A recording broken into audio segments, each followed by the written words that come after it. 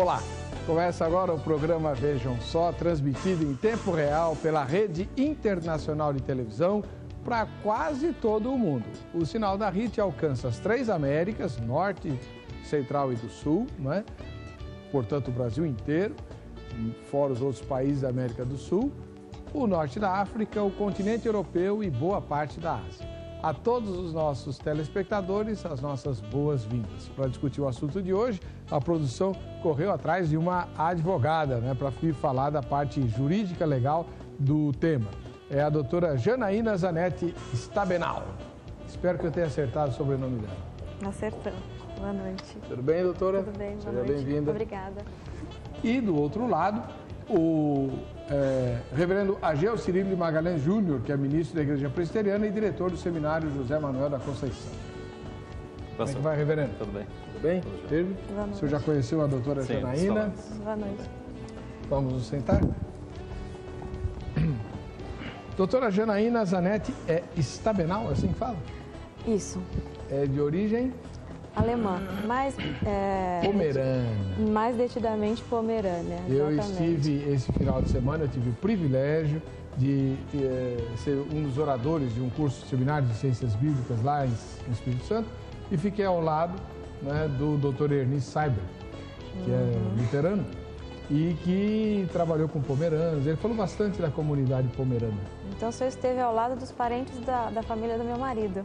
Pois é. Todos eles são do Espírito Santo, na sua grande maioria. Então, a doutora Janaína, a senhora é advogada? Sim, eu sou Especializada advogada. em alguma coisa? Especialista em direito de família. Direito de família. A senhora esteve recentemente no programa, Sim, né? sim. A senhora é cristã? Sim, sou adventista do 7º dia. O endereço da sua igreja? Eu comungo na Igreja Adventista de Moema, que fica na Avenida dos Chibarás. Não me recordo o número, se não me engano é 135. No bairro de Moema. Perto do shopping Ibirapuera. Ibirapuera. Muito bem. Obrigado pela sua Obrigado presença. pelo convite. Né? Reverendo Ageu Cirilo de Magalhães Júnior, o senhor é ministro da Igreja Presbiteriana do Brasil. Isso. Esteve aqui 1 ou 2 vezes já, né? Mais um pouco. O senhor é diretor do seminário José Manuel da Conceição. Isso.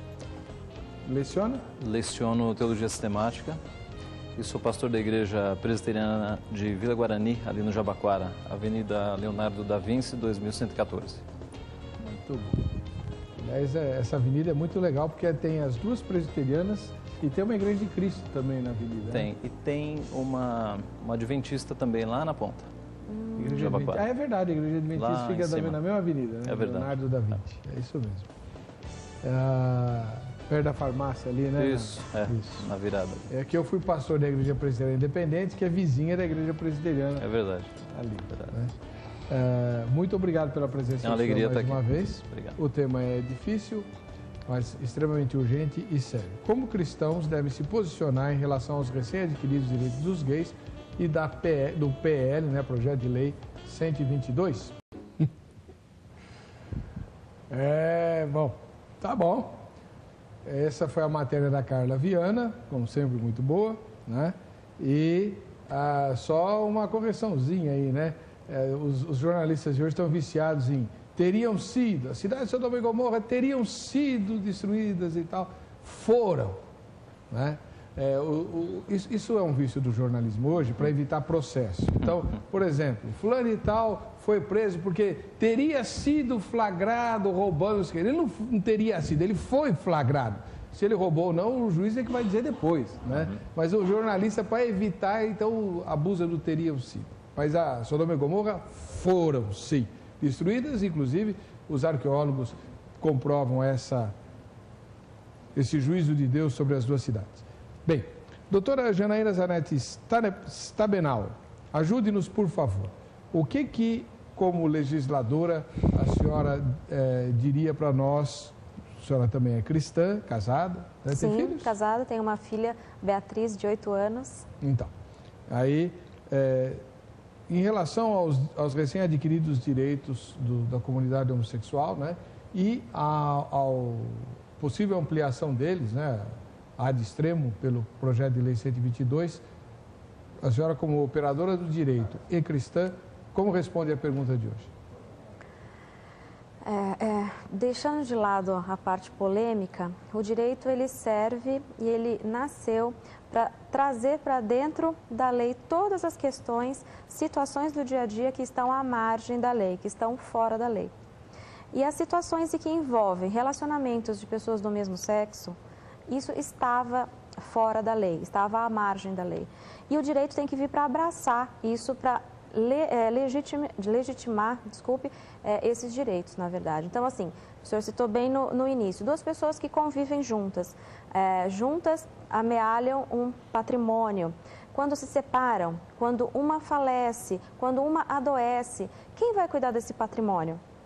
Com quem fica? Se eles não têm alguns herdeiros, obviamente não têm filhos até o momento, não têm filhos naturais, né? Com quem vai ficar esse patrimônio? Então, isso é uma situação que causa angústia para essas pessoas.